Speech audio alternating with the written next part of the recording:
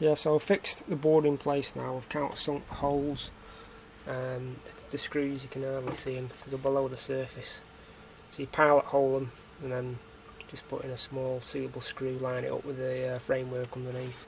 So I'll put 3 of them. I'm going to need to put another 1 in, I think, just to secure it a bit more.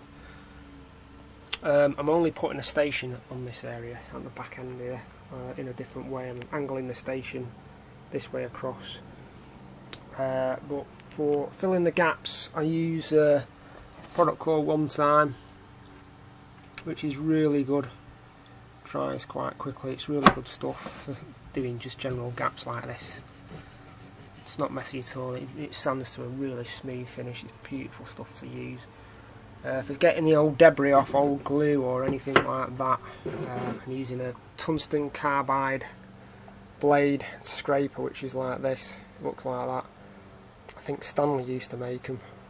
I'm not sure what company's making now. I think you could get them from B&Q Warehouse at one point, but they use a special blade which is virtually indestructible, which is the second strongest metal in the world, or one of them, and it's absolutely excellent for taking back any debris from your baseboards, etc.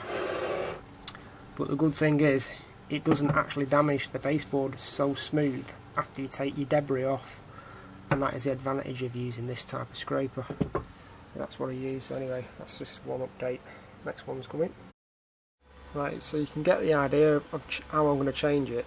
Excuse me, I've always wanted a station like this, in this position at the very end of the terminus, so that's what I'm going to do with it now. I'm not extending the lines right away back, I'm just leaving it like that, so I've got a nice terminus and the station built a hotel behind it, and I'm going to be extending this line here.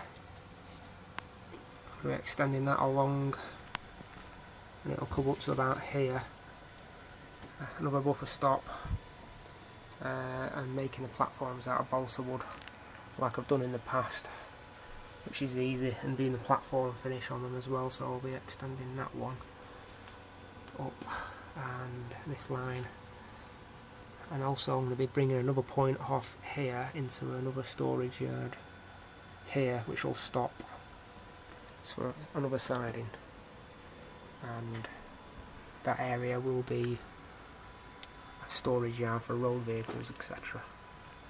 And the courtyard, car park, shops, stuff like that's going to be around here. So there's going to be some more buildings on the back, and the carrying on the Kingspan backdrop, and probably some blue or some sort of backdrop behind there as well. So that's the next step. Yeah, you can see at the moment that's how I'm definitely having it now, something like this. Building platforms around, just added a piece on here, and just going to put this line up, this extension of a line, which is flexible track from Fleischmann. So it's really tricky to work with. I'm screwing it in using Fleischmann screws rather than pins because it holds it in better. It's easier to get out as well if you need to move it around. And what I'm using is a long straight rule up against the other piece of track, and just to get a rough guide of where it's, where to screw it in, I'm just measuring from the inside rail of this track to the inside rail of that track, just to give me a rough guidance. It doesn't have to be absolutely spot on, but as long as it goes up and down the platforms, like on that stretch there, that's what I'm aiming for. Now I'm going to add a new platform section in here and see how it goes. Okay, thanks. So you can see my new balsa wood platform, which is going to be inserted. So all I do is line up roughly, pencil around the old sections where I want to remove. So basically I am going to remove along the penciled line with a straight edge there, and that section there is going to come out. Then I'm just going to fill in a small bit here, and then I'm going to add a small strip this wide along the front of the platform edge, and then I can just slot that whole big piece in. That is a good thing about doing it with balsa wood and stuff like that, so it's easy to manipulate and change around and adjust quite easily. So that's the next section to do.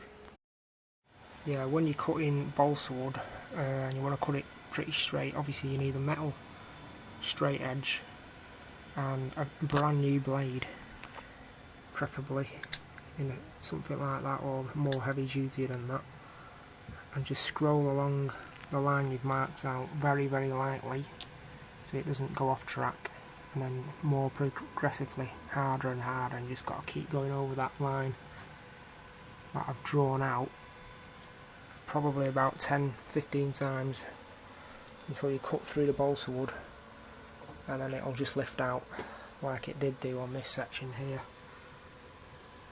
Okay folks, yeah, so I've cut out the pieces that needs to be cut out. Took the excess off the special scraper I was talking about. That takes it off, all the residue, glue, everything, just makes it nice and smooth. So hoover that up and then slot the new piece in. Yeah, so that's a new one gone in. Just needs to fill a gap in there, obviously bring the section in along there. That tidies up nice for the rest of it, so just a bit more work on that. Yeah, so I've just done a test run, cut most of it to shape and trimmed it, and you can see that's what it looks like at the moment. The new platform is integrating into the old one quite nicely. There's just a gap there I've got to fill, obviously fill all the fine gaps, sand up the edges slightly with some 220 grit paper, and then do the platform effect which I've shown in one of the other videos to get the platform effect, sort of stippling effect, and then obviously install lighting and stuff, and then all the buffer stops. There's another piece going in here, some railings around it and stuff, another piece of the platform, and that's the new platform. So I can handle 4 full-length trains now rather than 3 in this station when it's built, and it's all been adjusted rather. Yeah, so that's it, all the bits are patched up roughly, filled in. Sorry, not filled in, but it will need filling in. Obviously it needs gluing in place all this lot, filling in the gaps etc, and then putting the platform finish on, and then it'll just blend in with the station etc. Put a fence around that area, and it's got the option for expanding across that area there. Could probably bring in another train or another platform or whatever, something if I wanted to. So that's what it looks like at the moment. Right, next stage is painting and sticking it all down. Right, so everything's glued in place and it's weighted down. I've got a steel block there just weighting it down, so any minor adjustments I can just trim the actual balsa wood, it's not a problem. So stuck it down with Copydex, which is what I always use. It's brilliant stuff, you can peel it off. It's just brilliant stuff, I think. So the next stage is to fill gaps and paint. Yeah, so it's had the one-time filler filled in all the gaps. I'll just leave that to dry. One-time filler is fantastic stuff because it dries really smooth. It's just a really fantastic filler. You've got to make sure when you finish using it that you completely seal the lid, otherwise it goes off, and it dries like concrete, so like all fillers. But I really do recommend this stuff, it's really good. for fine repairs, this sort of nature. And you just sand it all off and then I'll do the effect on the platform then. So it will be quite a long platform, very long actually, probably, I don't know, probably 12 foot, maybe longer, I don't know, I'll have to measure it. But that's a new station with all the nice trains. We'll probably be docking on the next video. Station's going to be manoeuvred into that area. There's going to be a small car park here, a little road going up the side there, maintenance road. Hotel's going to be in the corner somewhere around there. Car park and shops, maybe more buildings around there. And there's going to be some green bushes going along there. Yeah, next stage is just mast out the track, put the base colour on, then sprinkling out the fine gravel like I have done there. You can see just working away right away down to that end, and then we'll be to paint over it again when it's dried to give that textured finish. Yeah, so for sprinkling the actual top effect over the top of the platforms, using like a household sieve, you just drop your gravel through there, sprinkle it through, you get an even sort of effect for the actual gravel.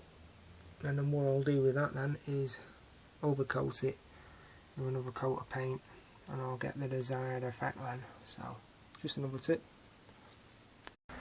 Yeah, so up to now it's looking like this, with the new platform blended into the old one. There's no gaps now. I've adjusted the buffer lengths so they're all equal. Fitted the lighting on because I had to adjust the lighting. Still got a few more to fit. Car park goes there, service road. That's a new platform blended in. Blended in quite nice actually. And obviously you can see the station, that's how it looks. With we've got a bit more adjustments to do on the station yet, but that's how it looks. Got a lighting on the station. And also I've got the road will now come round the side there and up towards the hotel in the corner. I think that's where I'm having it. I've got a new piece of Kingspan just cut to shape there, and that's just got the silver backed foil peeled off it, and then you just adjust obviously sculpture that and fill that in to match that, which will show how to do. But the advantage of this is without that there, I've just got a great big void. So I've cheated, I've made the layout a lot wider than it should be really by using the Kingspan. So good stuff that. So that's how it looks now. The actual platform system is probably, a whole lot of it now, probably be about 12 foot long or so. Yeah, so okay folks, just a quick update of what I've been doing. It might be a bit boring this video for some people, but I'll put it on anyway. Thanks.